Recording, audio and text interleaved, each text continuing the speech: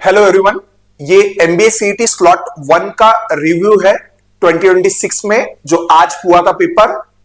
उसमें जो abstract reasoning है, एब्स्ट्रैक्ट रीजनिंग 25 क्वेश्चंस थे।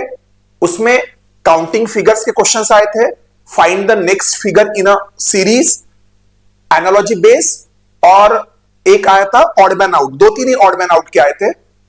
बहुत सारे क्वेश्चंस ऐसे देखे गए जो लास्ट ईयर आए थे, वैसे ही कुछ क्वेश्चन सिमिलर आए हैं।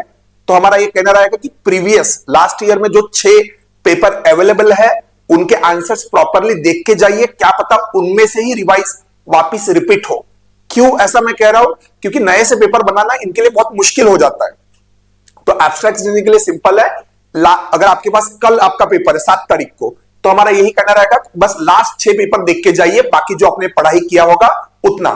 और एक स्टूडेंट ने हमें कहा कि उनके इसमें टेक्निकल ग्लिच आ गया था, जैसे उन्होंने 10 टिक कर दिए, आगे गए तो कंप्यूटर फ्रीज हो गया था।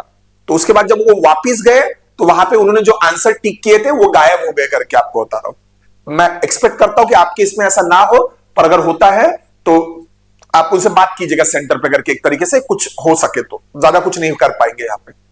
दूसरा है LR. LR 75 marks, easy to moderate category, easy to moderate. Puzzle 4 थे, जितने मतलब एक स्टूडेंट है जिसने याद करके आया था। 4 पजल थे। सर्कल पे 2 पजल था, नॉर्मली एक आध लीनियर या मैट्रिक्स पे होगा। 5-6 लोगों को सर्कल पे अरेंज करना है, तो बहुत ज्यादा टफ नहीं था, डेटा बहुत सिंपल था पजल का, जो स्लॉट 1 में आया था। अगर स्लॉट 2 में भी आपको वैसा ही लेवल दिखाई देता है तो ही ट्राई कीजिए।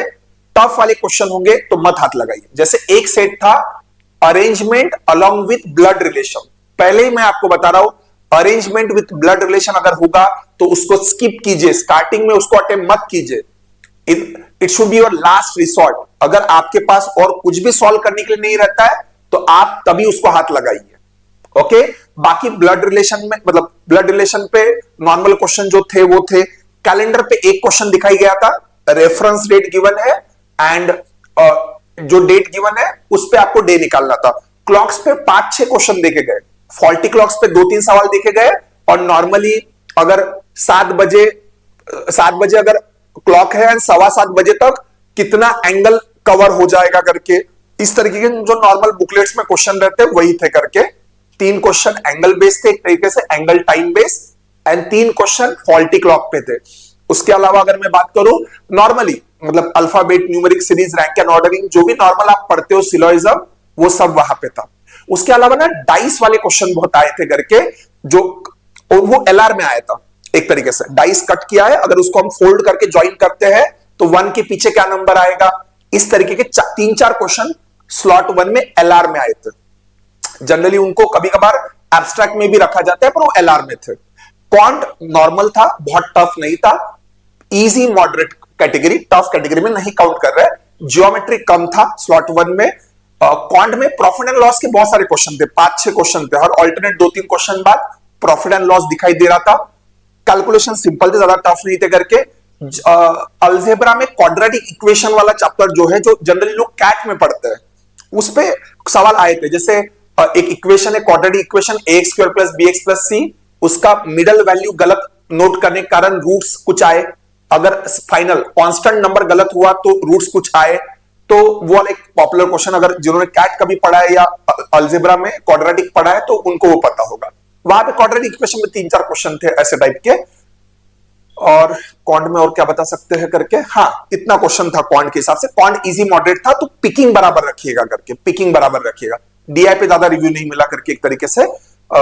एंड वीआरसी में ऑलमोस्ट अगर 20 क्वेश्चन का राउंड आप कंसिडर कीजिए, vocab plus fill in the blanks, EDM का मीनिंग बताना है। अगर किसी एक लाइन में ईडीएम या फ्रेज का मैं कोई इस्तेमाल करूं, ड्राई रन, तो ड्राई रन का मीनिंग क्या हो सकता है करके, तो रिहर्सल या एक तरीके से प्रैक्टिस करते हैं हम लोग। तो ऐसे टाइप के कुछ ईडीएम्स आए थे, ईडीएम फ्रेजेस में आए थे, कुछ वोकैब आए थे और कुछ फिल इन द ब्लैंक्स।